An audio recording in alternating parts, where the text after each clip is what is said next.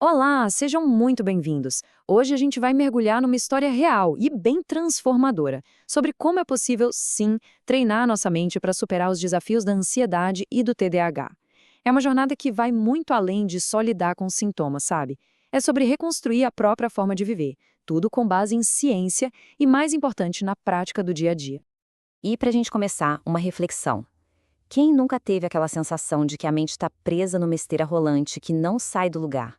Aquele ciclo infinito de ansiedade que te leva a procrastinar, e essa procrastinação gera mais ansiedade ainda, e aí fica impossível focar no que realmente importa.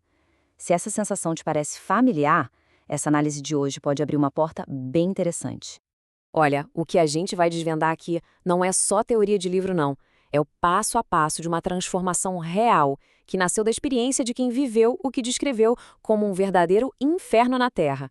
E essa pessoa descobriu, usando a neurociência, um caminho para treinar o cérebro, ajustar o ambiente ao redor e construir uma realidade completamente nova.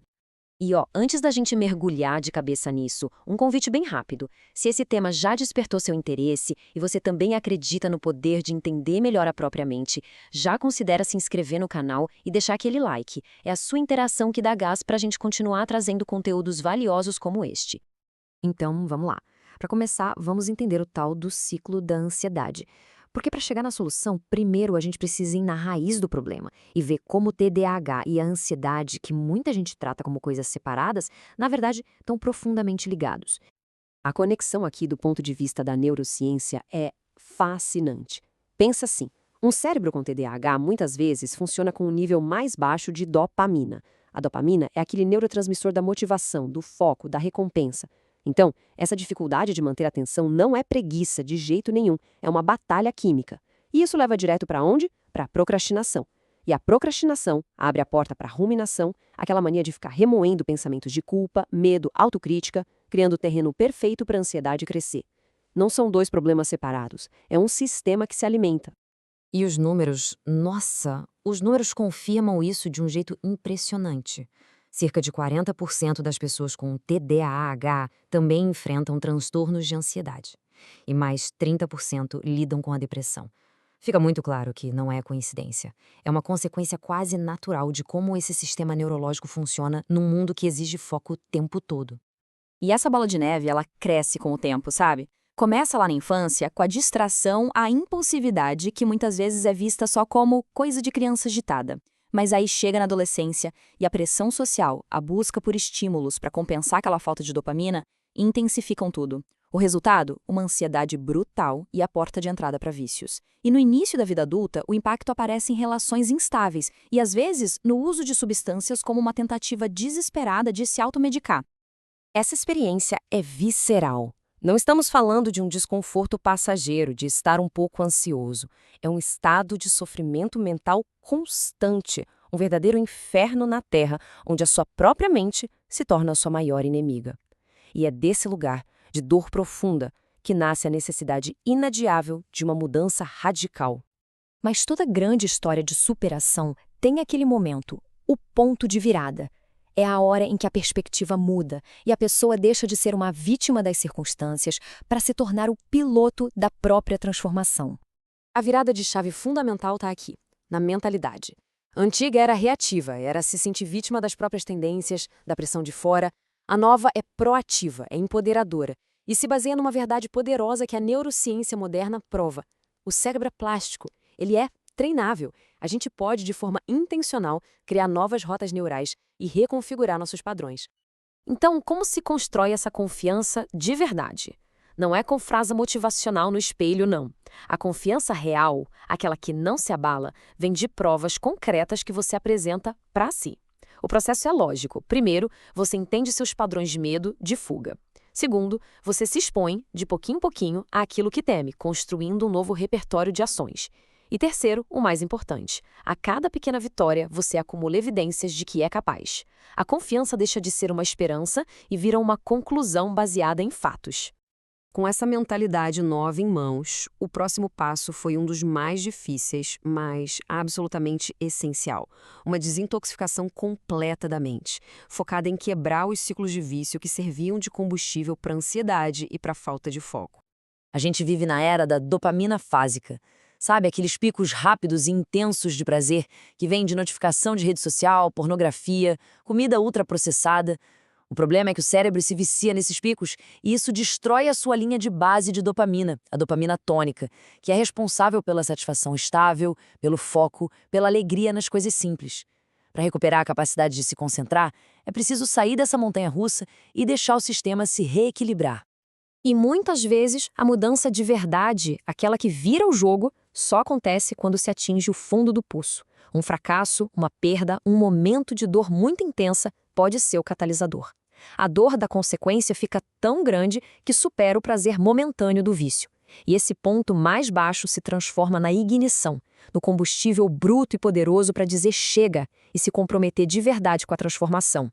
E essa mudança teve um alvo claro e um prazo definido, 90 dias. Um detox completo do estímulo mais viciante para permitir que o sistema de recompensa do cérebro fosse reiniciado. O objetivo era recalibrar os circuitos para que o prazer pudesse ser encontrado de novo nas coisas produtivas, saudáveis e não só nos picos artificiais. E este é, talvez, o verdadeiro ponto de virada, a decisão de usar a dor como combustível. Se essa ideia de encontrar uma ignição nos momentos difíceis faz sentido, se essa busca por recuperar o controle da própria mente ressoa com a sua história, este é um ótimo momento para se inscrever no canal e deixar um like, fortalecendo essa corrente. Mas o detox é só o começo. A fase mais importante, o jogo de verdade, é o que vem depois. O treinamento ativo e diário de um novo cérebro, construindo conscientemente novos caminhos para substituir os antigos padrões destrutivos. E que ferramentas foram usadas nesse treino? Bom, primeiro, uma mudança de foco crucial, se apaixonar pelo processo e não só pelo resultado. Segundo, a prática do reenquadramento cognitivo, que é a habilidade de mudar a história que você se conta sobre as coisas. Terceiro, o hábito diário da gratidão, para treinar o cérebro a enxergar o que é positivo. E por último, uma conexão espiritual, buscando um propósito maior. Vamos aprofundar um pouquinho mais nessa questão do foco, porque ela é vital. Quando o foco está só no resultado, o bem-estar fica dependendo de algo externo lá na frente. Isso gera uma ansiedade tremenda.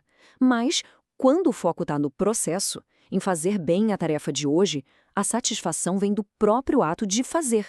Isso cria um ciclo de motivação e consistência que se sustenta sozinho. Isso nos leva a uma das mensagens mais libertadoras de todas.